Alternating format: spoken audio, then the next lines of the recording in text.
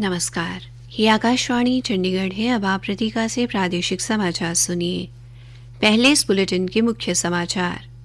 हरियाणा के मुख्यमंत्री नायब सिंह ने फरीदाबाद में 120 करोड़ 76 लाख रुपए की लागत की 4 विकास परियोजनाओं का शिलान्यास किया। लगभग 1331 युवाओं को ई नियुक्ति पत्र जारी किए। मुख्यमंत्री नायब सिंह ने फरीदाबाद में केंद्रीय विद्यालय खोलने और प्राकृतिक उद्यान विकसित करने सहित कई घोषणाएं की। हरियाणा के राज्यपाल असीम कुमार घोष ने कुरुक्षेत्र विश्वविद्यालय के दीक्षांत समारोह में करीब 3000 विद्यार्थियों को डिग्रियां प्रदान की। छात्रों को देश के विकास में अपना योगदान देने के लिए प्रेरित किया। कुरुक्षेत्र विश्वविद्यालय ने सर्वोच्च न्यायालय के न्यायाधीश न्यायमूर्ति राजेश बिंदल को डॉक्टर ऑफ लॉ की मानद उपाधि से अलंकृत किया और भारतीय कृषि अनुसंधान परिषद के सहायक महानिदेशक डॉक्टर संजीव गुप्ता ने दलहन और तिलहन की फसलों की बिजाई पर जोर दिया। अब समाचार विस्तार से।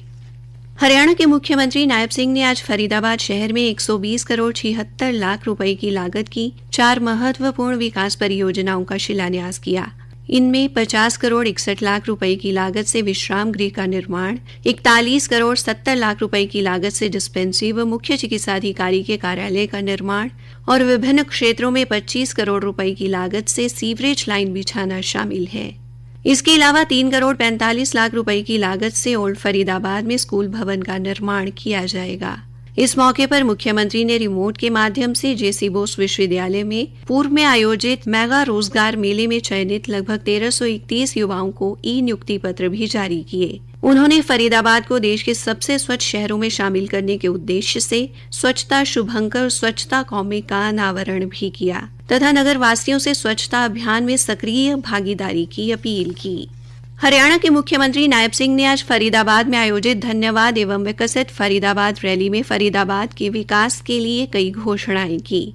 मुख्यमंत्री ने कैबिनेट मंत्री विपुल गोयल द्वारा रखी मांगों पर कहा, विपुल गोयल जी ने यहाँ के विकास के लिए कुछ मांगे रखी हैं। फरीदाबाद के सेक्टरों के भीतर वाहनों से होने वाले प्रदूषण को कम करने के लिए जंक्शनों का सुधार चरणबद्ध तरीके से किया जाएगा। इन्होंने मांग रखी है कि गंगा का पानी पीने के लिए गुरुग्राम को मिले, इसकी फिजिबिलिटी चेक करा करके और उत्तर प्रदेश की सरकार से बात करके गंगा का पानी दिलवाने का काम हम करेंगे। मुख्यमंत्री ने कहा कि सामुदायिक भवनों और पार्कों में वर्षा जल संचयन की व्यवस्था की जाएगी। फरीदाबाद शहर के 50 कम्युनिटी सेंटर और 300 सार्वजनिक पार्कों में प्रथम चरण में रेन वाटर हार्वेस्टिंग सिस्टम लगाया जाएगा। इसके अतिरिक्त सरकारी भवनों में संबंधित विभागों द्वारा रेन वाटर हार्वेस्टिंग की व्यवस्था की जाएगी ताकि जल भराव की समस्या से निजात मिल सके। ग्रेटर फरीदाबाद में दिव्य नगर योजना के तहत एक नेचर पार्क का निर्माण कराया जाएगा।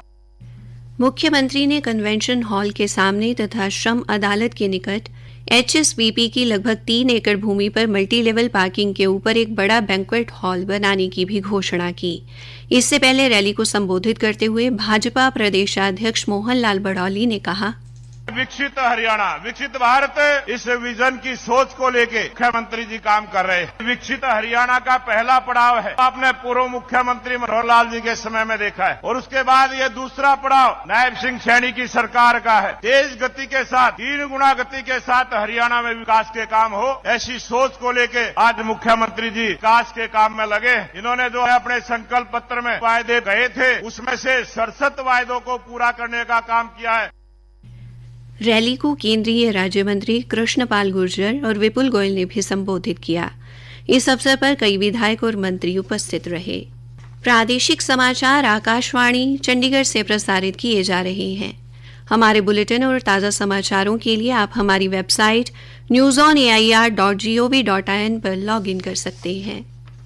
हरियाणा के राज्यपाल और कुरुक्षेत्र विश्वविद्यालय के कुलाधिपति प्रोफेसर असीम कुमार घोष ने कहा कि देश के युवा प्रधानमंत्री नरेंद्र मोदी द्वारा भारत को वर्ष 2047 तक विकसित राष्ट्र बनाने के राष्ट्रीय मिशन के वास्तविक शिल्पकार हैं।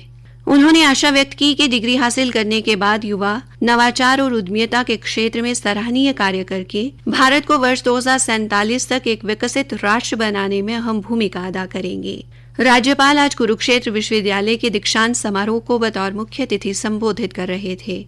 श्री घोष ने छात्रों को ज्ञान और चरित्र का संगम बनने के लिए प्रेरित करते हुए देश के विकास में अपना योगदान देने और तकनीकी प्रगति के साथ साथ नैतिक मूल्यों को बनाए रखने का संदेश दिया। उन्होंने विद्यार्थियों को पारंपरिक नौकरी तक सीमित न रहने और नौकरी मांगने की बजाय नौकरी देने वाले बनने के लिए भी प्रेरित किया। दीक्षांत समारोह में उन्होंने अलग अलग विषय में पीएचडी के 112 विद्यार्थियों सहित पूर्व स्नातक और स्नातकोत्तर सहित करीब 3000 विद्यार्थियों को डिग्री प्रदान की। इसके साथ ही उन्होंने 89 विद्यार्थियों को अपनी अपनी कक्षाओं में अव्वल रहने पर स्वर्ण पदक और प्रमाण पत्र देकर सम्मानित किया। उन्होंने दीक्षांत समारोह की स्मारिका का विमोचन भी किया। राज्यपाल ने कहा, As the Chancellor of the University, I am really fortunate to be present today and distributed and offered degrees to the brilliant students of this university. I am really happy the achievement that the university has made in the spread of education in making brilliant students who will contribute a great deal for the betterment and improvement of the socio-economic condition of our country.